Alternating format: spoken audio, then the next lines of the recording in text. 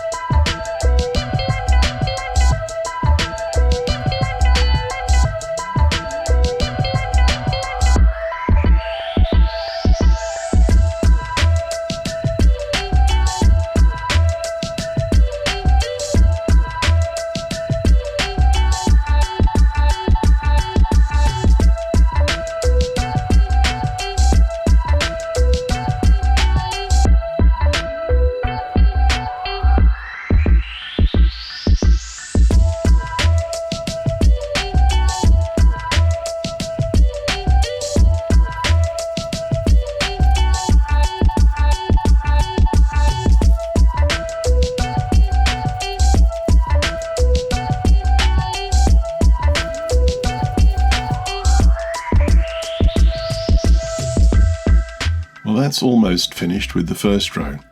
Bizarrely, when I was doing the second row, my camera was set to time-lapse, so it went really quickly. But whilst it's running, perhaps you'd be kind enough to subscribe to this channel and hopefully click the thumbs up like button.